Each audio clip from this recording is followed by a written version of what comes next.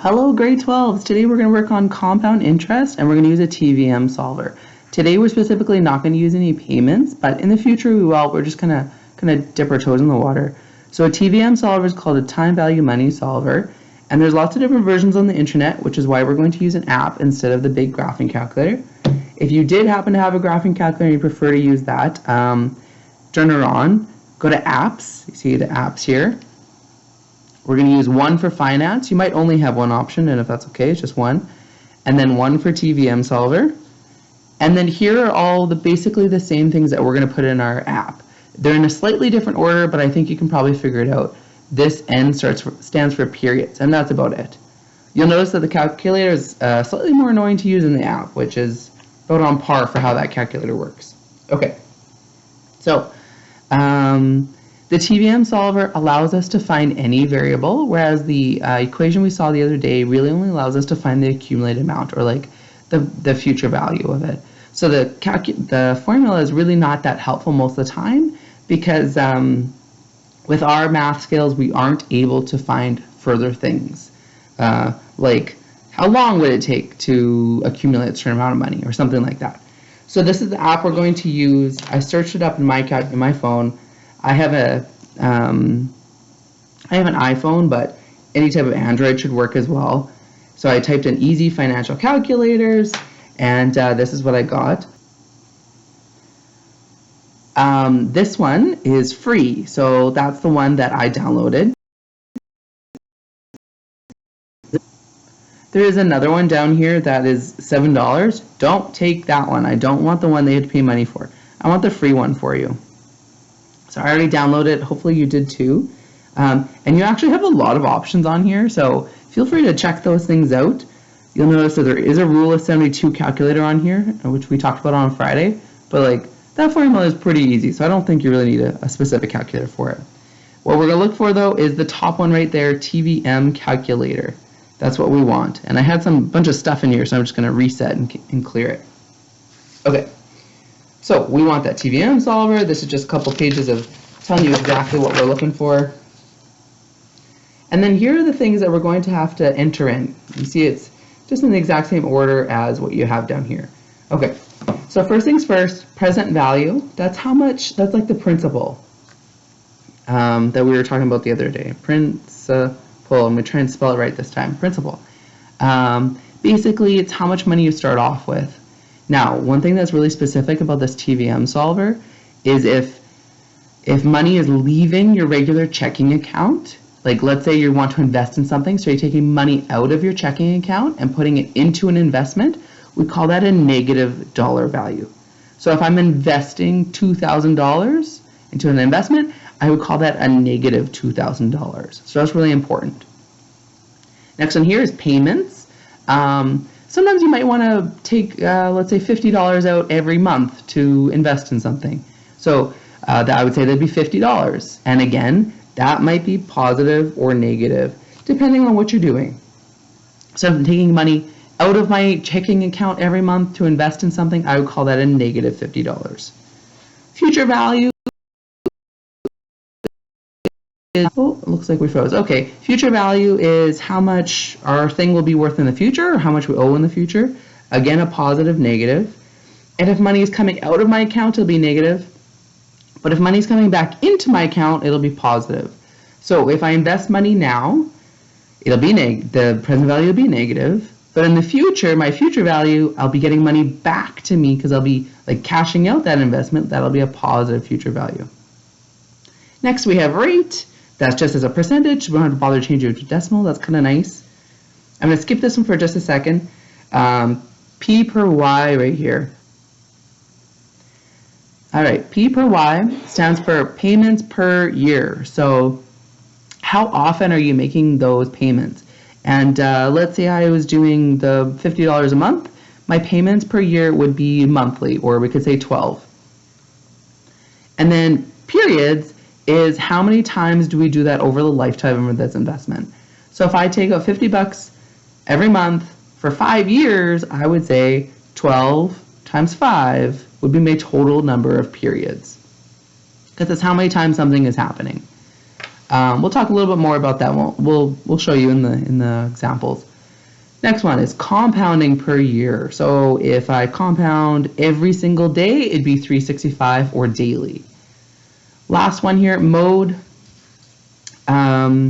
Basically, when at the end of your, when during your period does your stuff happen? Does it happen on the first day of the period or the last day of the period? We're going to say end, and we're always going to say end, and that's it. So just put it on end and leave it, never touch it again. For our purposes anyway. Okay, let's give this a shot. So here's your calculator. It starts off looking like this, great, but we actually need the advanced part. So I need you to hit advanced in the corner there.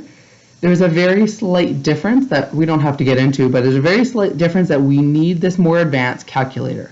There are ones on the internet that look like this, but I think the difference is in the period somewhere. Yeah, periods, it gives us a choice for monthly, and then I can actually change that to different things. So that's what the difference is, and we need the advanced calculator. All right, so we need the advanced, here we go. It looks like that, great. So let's give this a shot now. I'm on the next page here, example 1. A bank offers an interest rate of 6.5% compounded monthly. How much will a $1,000 investment be worth at the end of 3 years? Okay, so today I'm going to take $1,000 out of my checking account, put it into some type of bank investment, like maybe like a mutual fund or something like that. It's going to sit in there for 3 years at an interest rate of 6.5%, which is pretty high, by the way. It is going to be compounded monthly. So every single month, the interest that has been accrued will be added back onto that $1,000. And the next month, this number will be slightly bigger, which we can then earn interest on that slightly bigger number. Every single month that's going to happen. That's what that compounding means. All right, so let's give this a shot. Present value, that's like our principal, that's how much we start off with. That is our $1,000.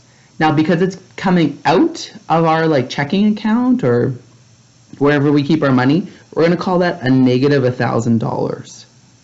Payments. We're not making payments, like we're not, every month we're not putting more money in or anything like that, so it's going to be 0. Today, all of our questions, this is going to be 0, just so we can kind of get started. But in the future, it won't necessarily be 0. We'll have to figure that out. Future value, that's what I'm going to look for. And when it comes time, this is a button, and I'm going to press that button when we get there, because that's what I want to find. Rate, let's see, 6.5%, and we leave it as a percent. We can leave that as annually. What else? Periods. You know, let's come back and do periods in a second. Compounding. It is compounded monthly. So let's see here for compounding. All right, so compounding. It actually comes up with a word in our calculator, in our apps. So compounded monthly is what we're going to select for compound there. Mode, we're going to stay on end. Decimal, 2 is good enough. And I don't need it to email to me or anything like that. So we're going to leave those for now. Okay, so back to periods. Now, we are not depositing money every month or anything like that. But when we compound, money is being added to our account every month because of this compounding. So because compounding is monthly, our periods are going to be monthly as well. So when payments are 0, compound per year is the same as payment per year. Okay? Because I'm not making any payments, we kind of just set those to the same thing. Now for periods, if you do something every single month for 3 years, that will happen 3 times 12 every month for 3 years. All right, so with me so far? Now's a good time for my calculator. Here's my phone. I do need to make sure that I have a negative 1,000 in there. Oops, got a text. Future value, I don't know what that is yet, so let's keep going. I have to type in 36. I can't type 3 times 6. It's not going to work out for me. Monthly, okay. And when I'm ready, I can hit future value.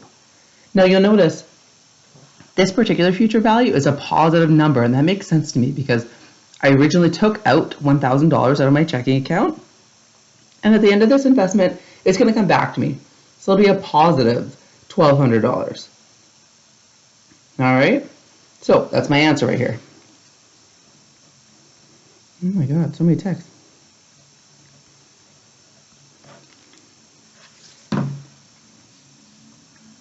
So I basically gained 200 bucks.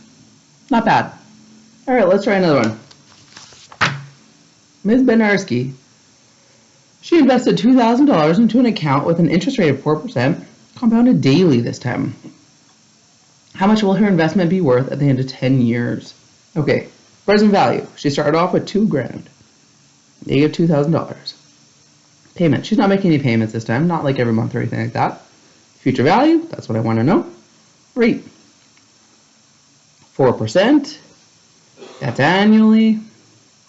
Periods, I'm going to skip for a second. Compounding. Compounded daily. 365. Or I should say daily. So used to a calculator. Okay. Mode and decimal 2. Great. Sounds good. Back to periods for a second. So because we're still not making any actual payments, our periods will also be daily. So the same as compounding. And then our periods, okay, it's 10 years. So it's going to happen every single day for 10 years. It's going to be pretty big. All right, time for my calculator. So it had all the stuff that I just did. I'm just going to reset and started with my new stuff. Negative 2,000. Payments is 0. Future value, I don't know that yet. Rate is 4. Annually. Periods is 3,650. That's a lot of periods. And that's daily. Okay, and last part here, compounding is daily. I want to find that future value, so I'm going to hit future value.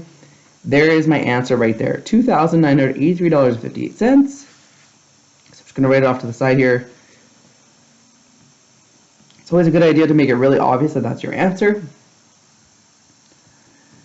Okay, so if I made this much, or I ended up with this much at the end rather, but I invested $2,000 at the beginning, how much did I earn in interest? Well, that'll be the difference between these two things. Because I start off with $2,000, I ended up, so I started off with $2,000, I ended up with almost $3,000. How much I made in interest is my future value minus my present value.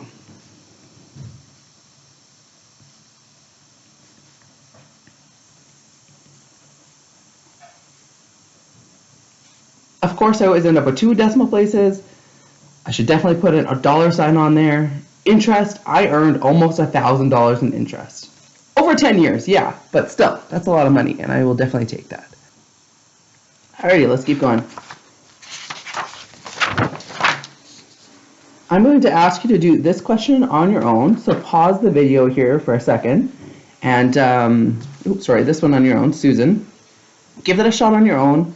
We're going to do the exact same type of steps. The only thing is we're going to look for the rate this time instead of the future value. So pause and come back.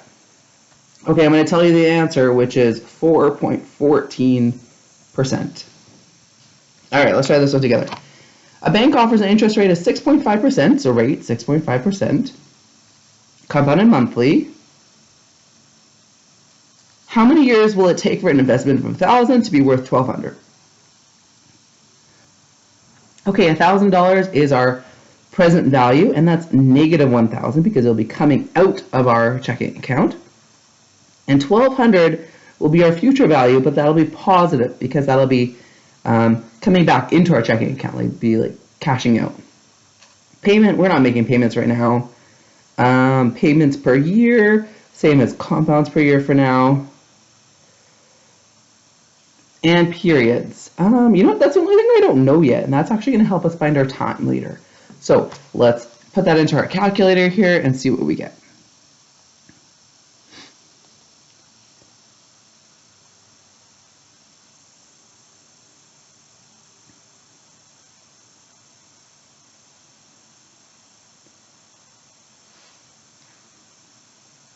Okay, and I'm going to solve for periods just by hitting periods. And it says 33.75 periods. Does that mean 33.75 years? Well, not really, because normally what we do is we go periods equals payments per year times years. Okay, so to find years out of this, we're going to take our 33.75. Our payments per year was 12, and then we would have multiplied by year. So to go the opposite way, let's divide by 12. So years equals 33.75 divided by 12, 2.81 years. So just less than 3 years to make this happen. Alrighty, there's one more. Let's try that one together, and then you'll have some time to practice. Charlie, my dog, is saving her money to buy a new laptop. Don't ask me why a dog needs a laptop. The one she would like costs $1,300 plus taxes. That means that taxes are not added into that yet, and we will have to add them together. She wants to buy the laptop in 6 months from now. Her bank offers her a 6-month interest rate compounded monthly. How much does she need to invest today to be able to purchase her laptop? Okay, let's just go one sentence at a time and add stuff into this. Okay, the laptop she likes costs $1,300 plus taxes. So she wants to be able to have that $1,300 in the future. So she would like to have $1,300 in the future. Like right now she doesn't have that money. She would like to have it in the future. So that's going to be our future value, $1,300. But we do need to add taxes to that. So I'm going to go times 1.12. 12% is tax in Manitoba times by that one part, so we can add them together. So we can add them together without having to do 2 steps, but if you want to do 2 steps, that's okay as well. I'm going to do this with just my regular calculator off to the side. Let's see. 1456. Okay. So when I put this in my calculator, my app later, it's going to be 1456. So that's how much the laptop's actually going to cost. Okay. She wants to buy it in 6 months from now. So I'm going to leave that for just a second because that's one of the more complicated parts of this. Okay.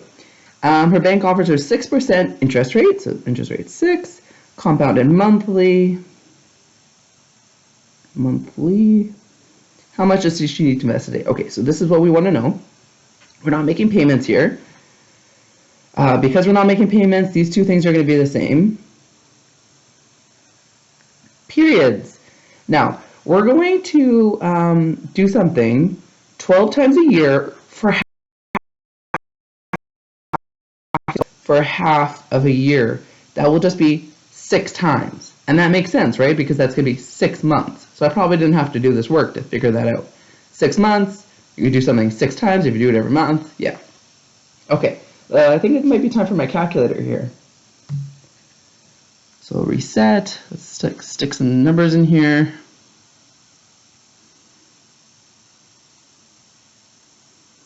Rate 6%.